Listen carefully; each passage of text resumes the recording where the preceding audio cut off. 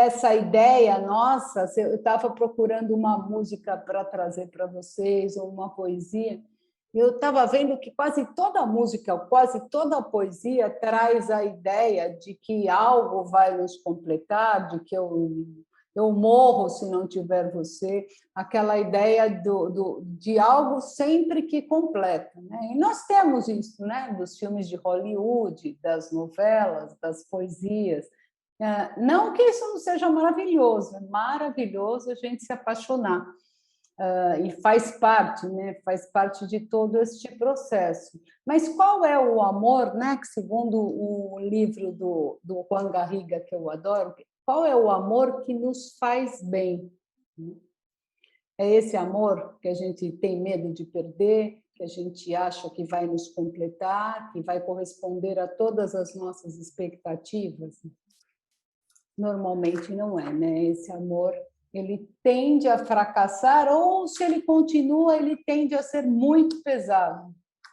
Né? Então, eu acho que é um novo aprendizado que nós temos, né? Porque tem muita coisa envolvida na busca desse amor, especialmente todas as dinâmicas que vêm das histórias das nossas famílias, né? Então, para acontecer a harmonia no amor, em primeiro lugar, nós temos que estar completos.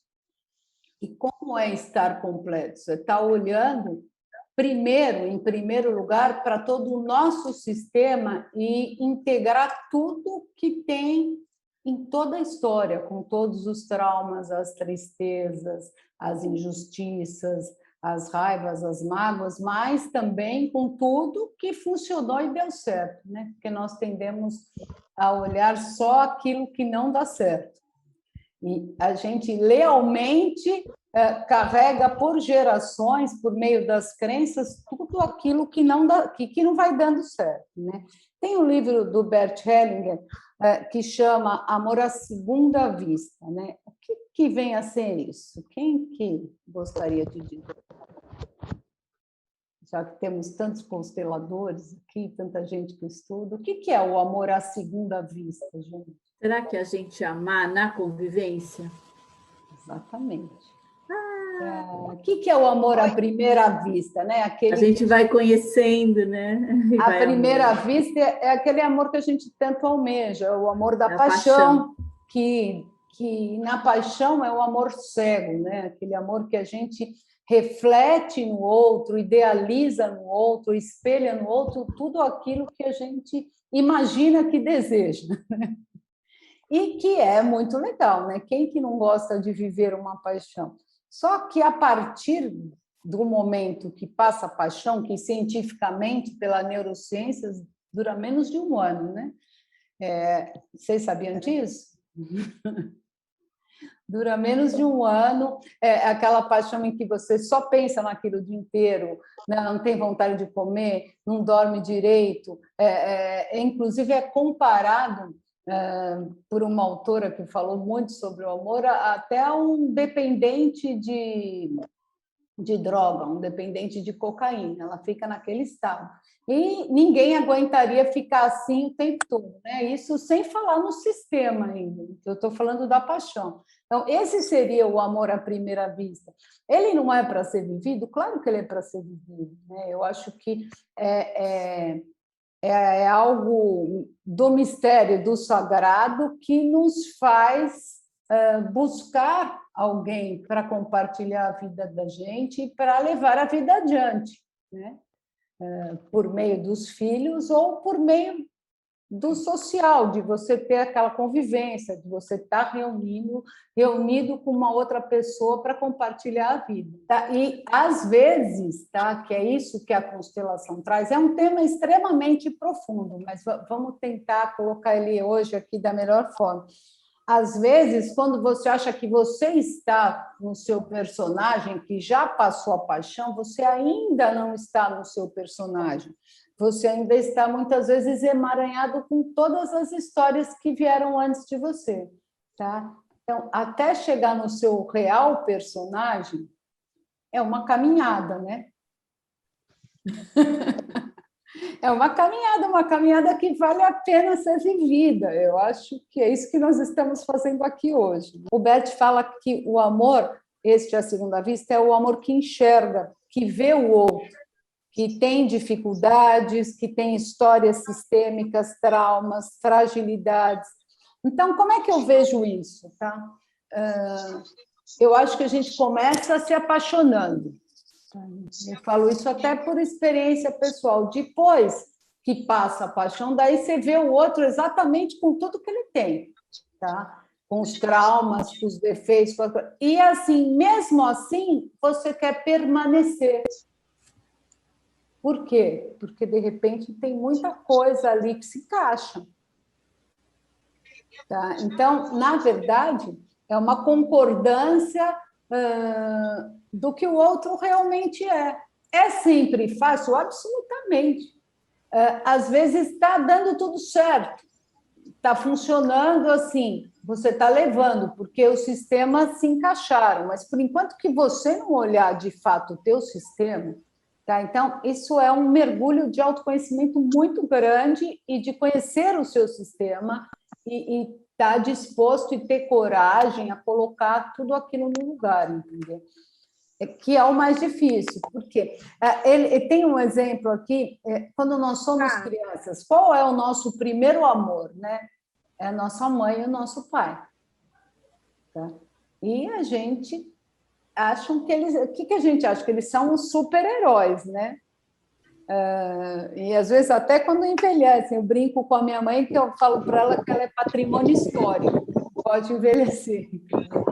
E quando eu estou falando de que nós temos os pais como heróis, e em algum momento a gente vai enxergá-los como pessoas normais. É uma grande decepção, mas extremamente necessário, né? Quando você começa a ver que os pais são humanos e fizeram o melhor que eles puderam, tá?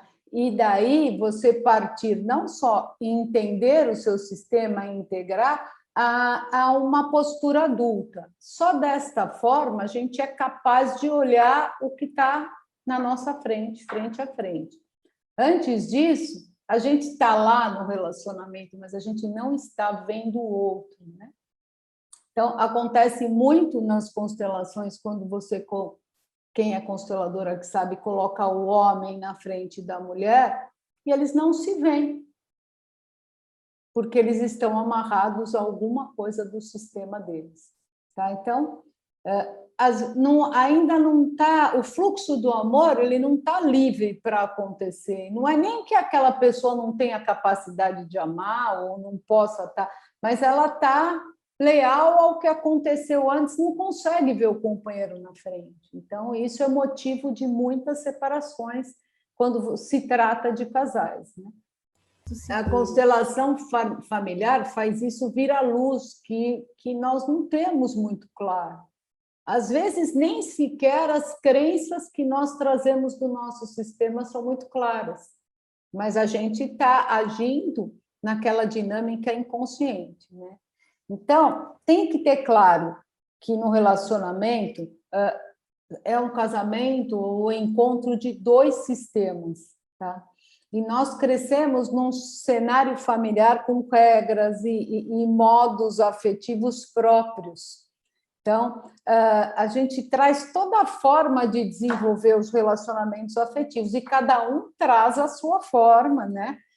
Com as sagas das famílias, as histórias, as narrativas, as alegrias. E o que costuma acontecer quando o casal se casa, né? É muito comum, principalmente no começo do casamento, de relacionamento, eles ficarem horas discutindo que na família deles acontece aquilo e na outra é isso, discutindo ou disputando aquela luta de poder para ver quem está certo ou qual a família que está certa. O que acaba acontecendo com esse casal?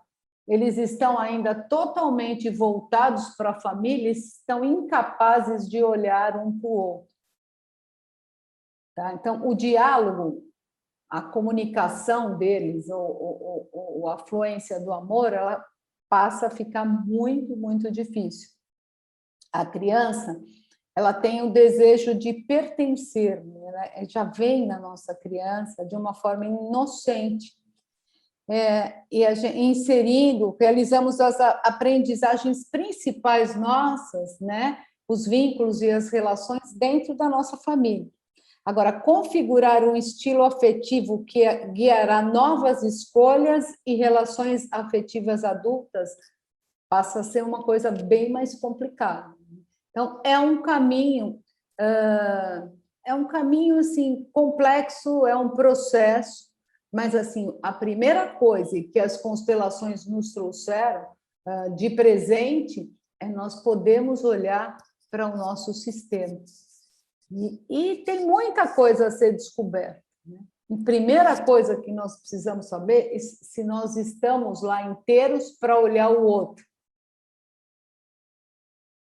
Tá? Qual é? Para a gente se defender normalmente daquilo que a gente fica esperando tanto, como a Maria Teresa falou, que o outro cuide da gente, ou faça isso, ou faça aquilo, porque isso não é justo. Então, para a gente se defender dessas feridas, que às vezes não são nossas, a maior parte das vezes são feridas trazidas da nossa história de mulheres ou de homens, a gente começa a assumir uns personagens aí, como falou agora ela saiu da minha frente. A Mônica. Muda os quadrinhos, eu fico... Que personagens que a gente costuma assumir, né? O personagem muito comum é o personagem da perfeição, né? Então, eu sou perfeito em tudo e você é errado em tudo.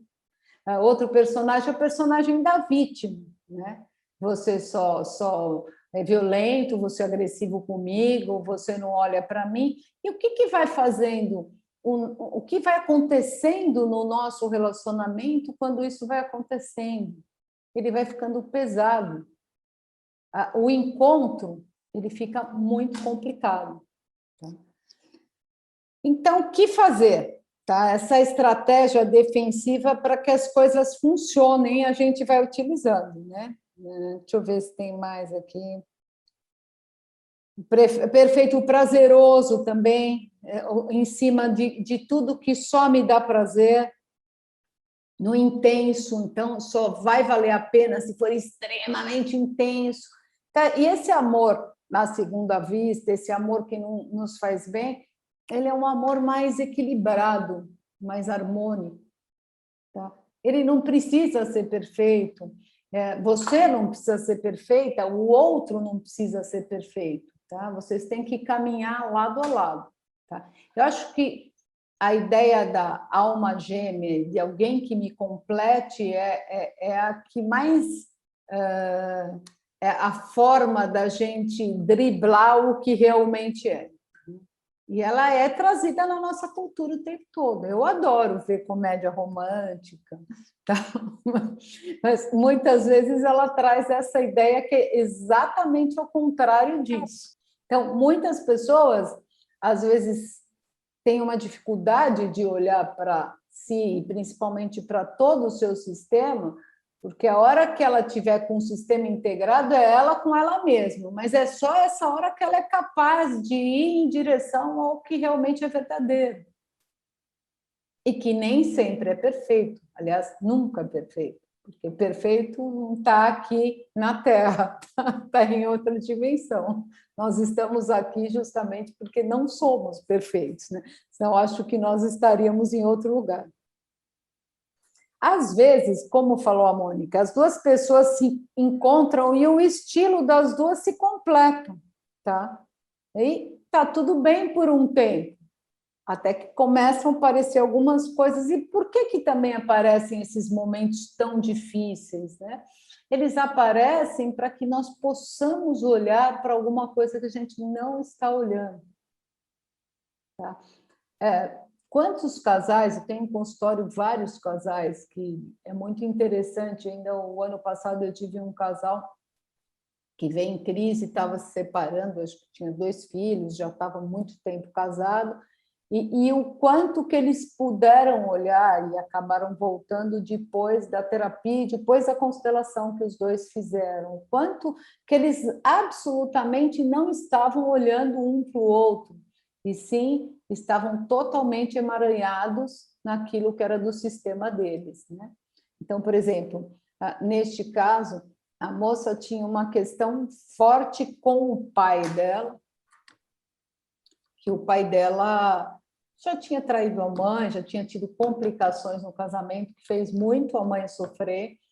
E o que acontece? Ela atacava o marido o tempo todo, porque a gente transfere para o outro aquilo que não está dando certo na minha família. E ela não, literalmente, não enxergava que tinha essa questão. Ela, por lealdade à mãe, estava repetindo aquela situação. Como tem muita gente também, né, isso é dado até nos livros do Bert como exemplo. Por exemplo, em tal idade, tal pessoa está num casamento estável, tranquilo, está até indo bem, e de repente, do nada, ela olha para o parceiro e fala: eu vou me separar.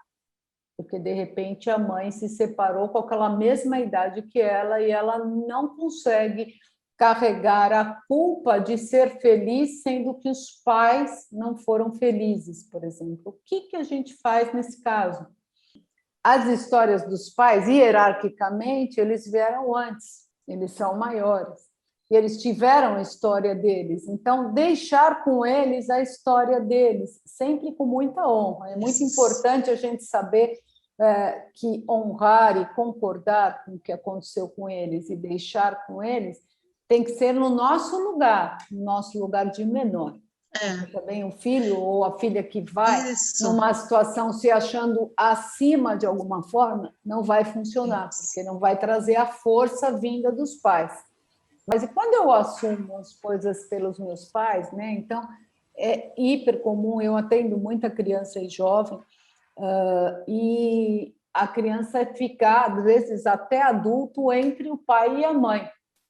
E os pais, às vezes, colocam a criança naquela posição e ela carrega. E aquela criança, primeiro que ela não fica aberta para a relação e para a vida dela. E depois ela vai se sentir maior que os pais. E aí já houve uma inversão na hierarquia. Tá? Esse olhar para o outro, exatamente com o que ele tem para oferecer, com tudo que ele é, e com coragem, né? Eu acho que a palavra é coragem, né? Que é agir com o coração mesmo. Que é o complicado. Então, está acontecendo muito mesmo. E acho que a gente tem que trazer esse novo olhar, né? Vamos entender isso como eu falei, não como o homem, o agressor, a mulher é a filha. Vamos entender isso como uma dinâmica, de uma forma bem mais ampla, né? Então, o homem ele funciona de jeito diferente, tá? No consultório tem mulheres que chegam para resolver tal coisas, depois ficam muito tempo em autoconhecimento. Os homens eles são mais de ir com uma questão, eles são rápidos para resolver, a hora que eles entendem, tem uma solução. É uma forma de compreender o mundo, porque justamente somos diferentes, tá? Então, muitas vezes, esse ano eu vou fazer 35 anos de casado, mas o quanto a forma de olhar do meu marido é muito importante para mim, quando eu fico lá, aqui, ali. Ele fala, não, mas é isso, isso e isso. Tá? Se eu achar que está tudo errado e não acolher aquilo que ele traz do masculino, a coisa não vai funcionar. E vice-versa, entendeu? Eu acho que só pode funcionar desse jeito. E tem que ser leve. Eu acho que quando que você sabe que o amor, além de a gente resolver tudo no nosso sistema, e eu acho que também é ter um olhar maior para a coisa como um todo, né? Para a história da humanidade como um todo, como foi. Isso eu acho que vai auxiliar a gente e compreender que o papel feminino e o masculino são importantes os dois da mesma forma. O empoderamento é uma palavra da moda que eu acho extremamente complicado, né? Se reconhecer como mulher para poder olhar o homem também e reconhecer o valor dele. Eu acho que e poder estabelecer uma troca que é legal. Mas veja, já tem, né, no nosso inconsciente. Você vê quando nós vamos fazer até uma reflexão, como a gente está fazendo, a primeira tendência nossa é julgar e não olhar a dinâmica que está envolvida naquilo.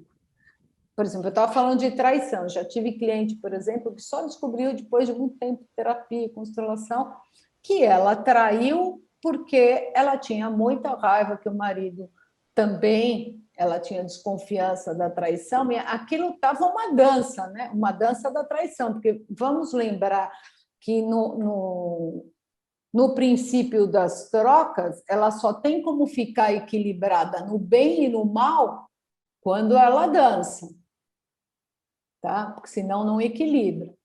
Então, por exemplo, o marido traiu a mulher. Se a mulher não trocar de alguma forma, mesmo que ela não vá fazer o mesmo, que aquilo possa se equilibrar e voltar a equilibrar o bem com o bem, aquela dança não vai fluir mais.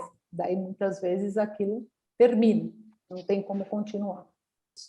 Nós temos arraigados, tanto o homem em relação ao jeito de olhar a mulher, e não é para se jogar fora. Eu acho que na nossa história muita coisa funcionou e muita coisa deu certo, né?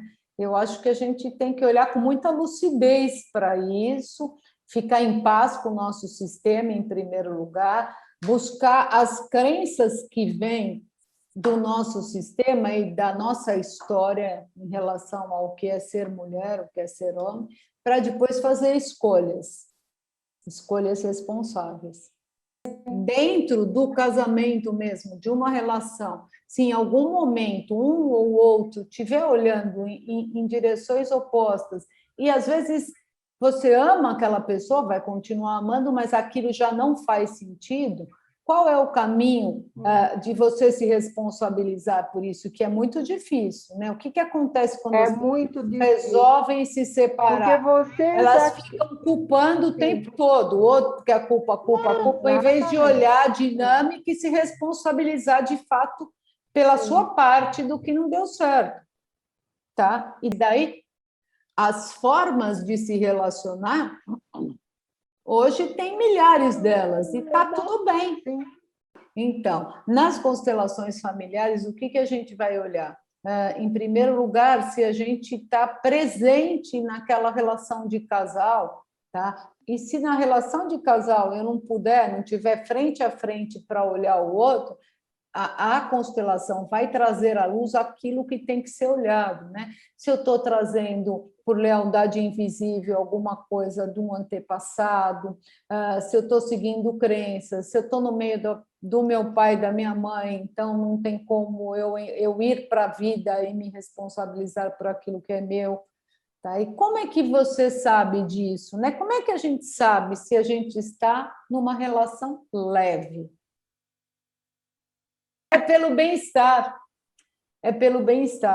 tá? A gente não tem bem-estar 100% do tempo, porque tem sempre algumas questões, nós somos seres em evolução, tá? Mas eu me sinto bem, eu lido bem com a intimidade, a comunicação é tranquila, tá? Eu sinto que eu faço diferença, né? Eu ocupo o meu lugar, eu faço diferença, aquilo que eu tenho é importante na contribuição do desenvolvimento dessa relação, tá? É sempre este o processo, gente.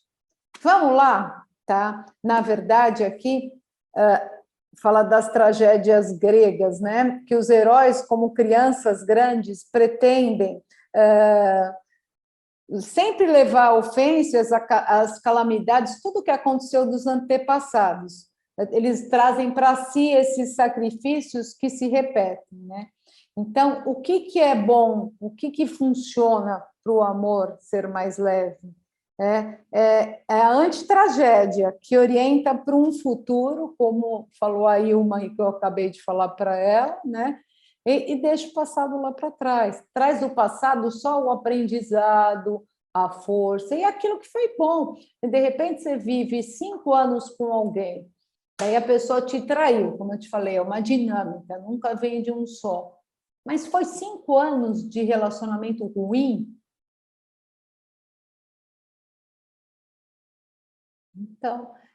Então traga, às vezes, com você tudo que foi legal dessa relação.